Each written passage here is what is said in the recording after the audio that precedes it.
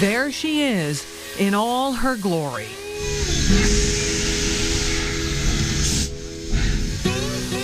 Steam locomotive 7470.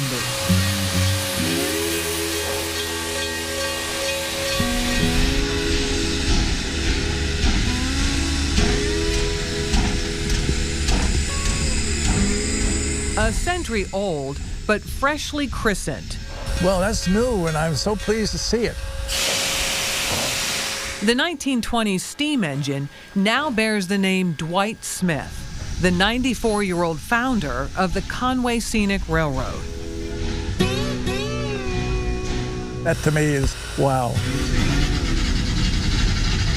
An honor bestowed on him by the CSR's new owner, Dave Swerk.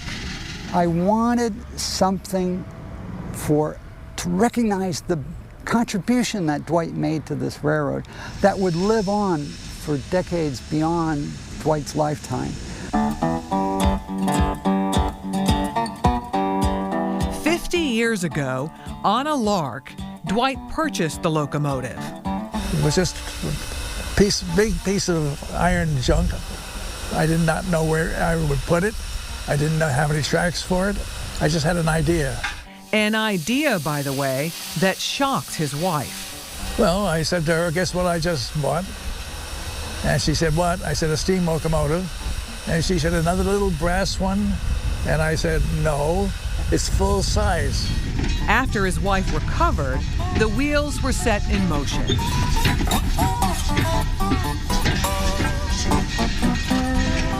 Dwight's vision was to form a tourist railroad.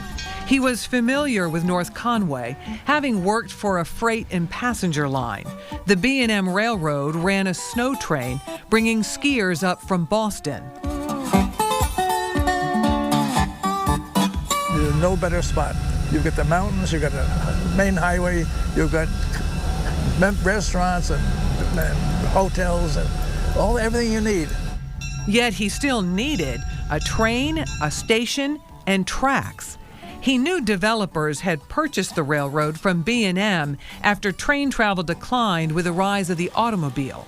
I said to them, I said, you don't know what you're going to do with the station? I have an idea. And I outlined to them what we could do here as a railroad. We had a handshake, no papers passed, a handshake. In the matter of an hour, he was able to reach a handshake agreement to start the Conway Scenic Railroad. And the rest is history here.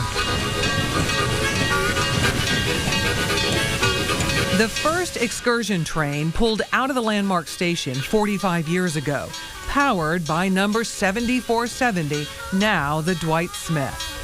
Forward! Today, 100,000 passengers ride the rails each year, past spectacular scenery to Conway, Bartlett, and Crawford Notch.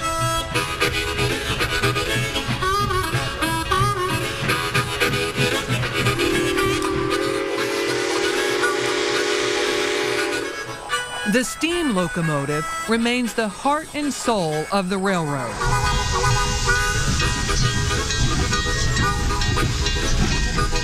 Built in 1921, it's one of only a handful that exist in the Northeast. The locomotive is coal-fired by hand. There's a fireman that takes care of really the fire, as you might expect, but also he takes care of water level. Two important things to make the locomotive go, and then the engineer gets to run it down the track.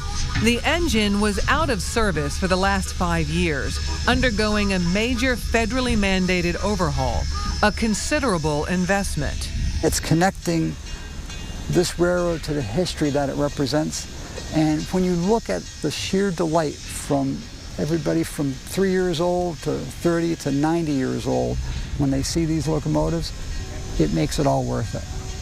Just as historic as the locomotive, the vintage passenger cars. The star of the fleet, the Gertrude Emma. We hop aboard the old Victorian parlor car, named after Dwight's late wife. It is 120 years old. It was built in 1898 for one of the finest trains Pullman ever built were serviced between New York and Chicago. The elite of the elite would ride in that car, and it was a Pullman Palace car. And it's just, as the name intends, it was like a rolling palace. Dwight rescued the parlor car from the scrap heap in the 1970s. It took he and his family 3 winters to return it to its original grandeur, buying paint remover in 15-gallon drums. Once the paint was stripped, an amazing find. There's some wood underneath. We didn't know that. Little carvings and inlaid wood is beautifully done.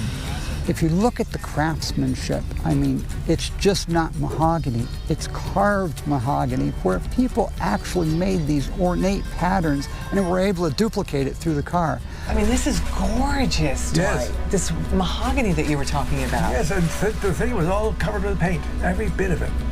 It was from cars like this, with elaborate brass handrails, where presidential candidates would stump from the rear platform as they rolled through trackside towns.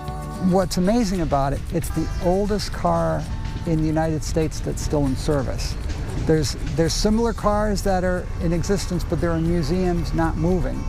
A tribute to the railroad's founder and his vision. It's been 20 years since Dwight gave up control of the Conway Scenic Railroad, but in a way, he's still leading this charge.